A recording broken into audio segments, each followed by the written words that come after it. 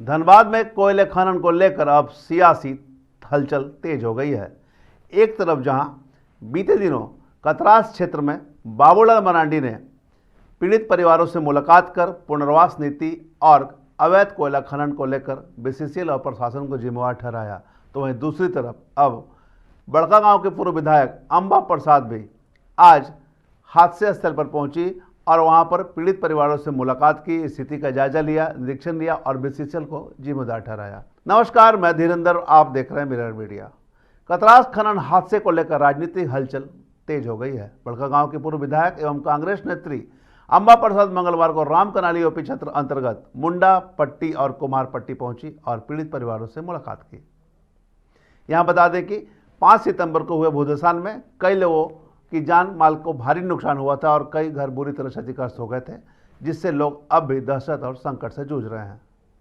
पीड़ितों से मिलने के बाद मीडिया से बात करते हुए अंबा प्रसाद ने घटना को भयावह बताया और डीजीएमएस की कार्यप्रणाली पर सवाल खड़े कर दिए।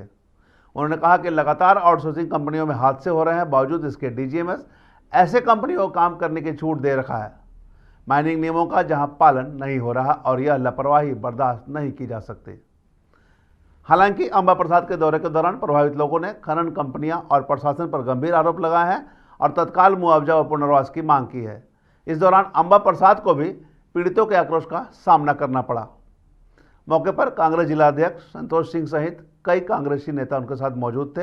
अंबा प्रसाद ने खनन कंपनी और बीसीसीएल पर जमकर आरोप लगाए हैं और स्पष्ट कहा है कि सबों की मिलीभगत से यहाँ पर नियमों को ताक पर रखकर खनन किए जा रहे हैं। जब ये पूरा इलाका डेंजर जोन घोषित है, तब यहाँ पर आउटसोर्सिंग कंपनी कैसे खनन कार्य कर रही है। साथ ही पुनर्वास नीति के तहत जो भी वहाँ पे पीड़ित परिवार हैं, उन्हें बसाने की भी उन्होंने मांग कर डाली है। देखिए, सबसे बड़ी बात है, इतना बड़ा माइंस चल रहा है। माइंस चलाने के लिए कानून होता है। माइंस एक्ट 1952 है, माइंस रूल्स 1955 है, अभी जो रिसेंट का है 2017 का माइंस रेगुलेशन है। लेकिन कहीं पे भी आप नियम कानून नहीं देखेगा कि कहाँ पालन होता है। माइंस एक्ट में सेक्शन 22 है, जिसमें कि इंस्पेक्टर को पावर दिया जाता है कि आप नोटिस दे सकते हैं पदाधिकारी को, और ये काफ़ी शक्ति दी गई है कि कहीं भी डेंजर एरिया है उसको तुरंत आइडेंटिफाई करके उसको नोटिस करे और वहाँ पे वो डेंजर जोन से लोगों को हटाएं, लोगों को दूसरी तरफ सेटल करें। ये सारा इंस्पेक्टर का काम है, बीसीसीएल का काम है। और सेक्शन 22 में ये प्रावधान है कि आप उनको वहाँ से शिफ्ट करें, और जहाँ पे डेंजर एरिया में अगर श्रमिक काम भी कर रहे हैं तो उनको वेतन पे देते हुए उनको कुछ दिन काम से वहाँ से हटा दें। लेकिन ये सब चीज़ का उल्लंघन हो रहा है। भारत सरकार का जो डीजीएमएस, जो मिनिस्ट्री ऑफ लेबर के अंदर जो इतना बड़ा संस्थान है, वो क्या काम कर रही है, वो आप देखेगा कि पूरी तरह से कहीं पे भी बेंचेस नहीं है, वर्टिकल पूरा वहाँ पे स्लोप है। स्लोप जो होता है, जो स्पेसिफिक स्लोप स्टेबिलिटी सर्टिफिकेट है, वो भी इनको नहीं दिया गया होगा। अब जब स्पेसिफिक स्लोप का जो स्टेबिलिटी रिपोर्ट है, वो अगर इनको वो सर्टिफिकेट अगर नहीं दिया गया है तो ये माइंस कैसे चला रहे हैं, और अगर दिया गया है तो ये कैसे दे दिया गया है, क्योंकि इनका तो पूरा ही मतलब वैसा है। यहाँ पे जो माइंस सेफ्टी सर्टिफिकेट है वो इनको मिला है क्या, डीजीएमएस ने दिया है क्या? माइंस सेफ्टी जो रिपोर्ट है वो उनको मिला है क्या? डीजीएमएस कब आई है इंस्पेक्शन करने, ये भी एक सवाल है, क्योंकि ये इतना खतरनाक तरीके से यहाँ लोग रह रहे हैं, इसको नज़रअंदाज नहीं किया जा सकता।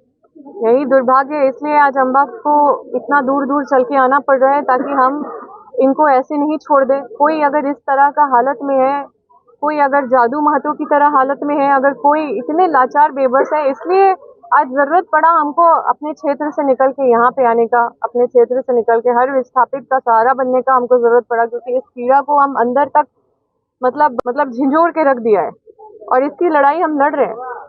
निश्चित रूप से ये बीसीसीएल तो अपना पलड़ा झाड़ेंगे, वो बोलेंगे कि ये तो आउटसोर्सिंग का काम है, ये तो हमारा गलती नहीं है, लेकिन वो प्रिंसिपल एम्प्लॉयर है, उनकी जवाबदेही है। सबसे पहले तो बीसीसीएल के सारे पदाधिकारी जो संलिप्त है इन सब चीजों में, जिनकी लापरवाही से ये सारा घटना हो रहा है, उनके ऊपर कल्पेबल होमिसाइड का केस होना चाहिए, क्योंकि ये लोग के वजह से लोगों की जान जा रही है और ये जानबूझ के ये मतलब लोगों को मौत पे ढकेल रहे हैं। देखिए बीसीसीएल तो पूरी तरह से जिम्मेदार है, और अगर वो पलड़ा झाड़ने का कोशिश करेगी तो उनसे बस यही पूछना चाहिए कि क्या आप आउटसोर्सिंग के ऊपर बोलते हैं कि वो लोग कर रहे हैं या वो लोग की वजह से है, तो क्या इनके ऊपर ब्लैक लिस्टिंग का कोई प्रक्रिया आप चालू की है? क्या इनके ऊपर कोई भी इस तरह का कार्रवाई की है? आगे ये नहीं हो, जैसे 6 लोग की जान गई है, ये छोटी बात नहीं है, और आगे ये चीज नहीं हो इसके लिए क्या किया गया? बाबूलाल मरांडी से पूछिए कि भारत सरकार का ये मिनिस्ट्री ऑफ लेबर के तहत जो ये इतना बड़ा संस्थान है उससे क्यों नहीं सवाल करते?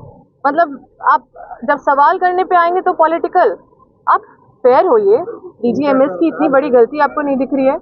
वो तो बोल रहे कोयला चोरी राज्य सरकार के कारण होगा, तो बीसीसीएल क्या कर रहा है? बीसीसीएल किसका है? केंद्र सरकार से जुड़ा हुआ है। बीसीसीएल के जो पदाधिकारी है वो कहाँ से उनका चयन होता है? राज्य सरकार से कि केंद्र सरकार से? और ये प्रोजेक्ट कहाँ से आता है? राज्य सरकार से कि केंद्र सरकार? कौन चोरी कर रहे हैं? तो ये तो एक विषय जरूर है, ये भी गंभीर विषय है। चोरी तो नहीं होना चाहिए, पूरा तो माइनिंग माफिया भरे हुए हैं। अब वो कहाँ के हैं, किस पार्टी के हैं, हम नहीं जानते, लेकिन जो हम जानते हैं कि बीसीसीएल जो है ये दूध का धुला हुआ नहीं है, सारा चोरी तो यही करवा रहा है। इसके अंदर ही चोरी हो रहा है, इसके अंदर ही डीजीएमएस को कैसे ये मैनेज कर ले रहे हैं, कैसे डीजीएमएस चुप है, इन सब चीजों में खामोश है। इतना बड़ा मामला हो गया है, लोग की जान जा रही है, और मतलब डीजीएमएस अभी भी खामोश है। तो चिन्ह नहीं है, ये तो सीधा सीधा आरोप है कि आप तो पूरा एकदम ये लोग को पूरा भ्रष्टाचार करने के लिए पूरा छूट दिए हुए हैं। देखिए हम हर गलत चीज के खिलाफ खड़े रहेंगे, और ये जो बीसीसीएल है ये प्रिंसिपल एम्प्लॉयर है, इसके अंदर जो भी आउटसोर्सिंग आती है उसके बारे में क्या ही आप लोग सब जानते ही है सारा कहानी। लेकिन मेन जो है कर्ता धर्ता जो बीसीसीएल है उसको जो देखना चाहिए वो अपने जिम्मेदारी से पीछे है, और सब पे कार्रवाई होना चाहिए, चाहे वो आउटसोर्सिंग कंपनी हो, चाहे बीसीसीएल के पदाधिकारी हो, और इन सबको जेल में डालना चाहिए।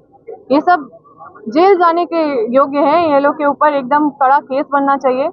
हम जैसा बोले कल्पेबल होमिसाइड का केस होना चाहिए। ये लोग आदमी को आदमी नहीं समझते हैं, यहाँ पे किसी का भी जान जा रहा है, बैठ के अपना एसी रूम में अपना अच्छे से ये लोग पैसा गिन रहे हैं और अपना लाइफ कंफर्टेबल कर रहे हैं बस। अब जिस तरह से कोयले के खेल में सियासी हलचल तेज हो गई है और आरोप प्रत्यारोप का दौर जारी हो गया है, ऐसे में देखना होगा किस प्रकार से जांच होती है और जो सही में पीड़ित हैं उन्हें पुनर्वास नीति के तहत बसाने के लेकर कैसी पहल की जाती है। हम तमाम इससे जुड़ी खबरों से आपको अपडेट करवाते रहेंगे। बने रहे मिरर मीडिया के साथ। दौर की नई कहानी लिखने, खबरों को नए अंदाज में आप तक पहुंचाने के लिए मिरर मीडिया के चैनल पर अब हम आपको मिलेंगे पूरे 24 घंटे। जियो टीवी के चैनल नंबर 4088 पर, इसके साथ ही जियो टीवी ऐप और Amazon Fire TV पर भी।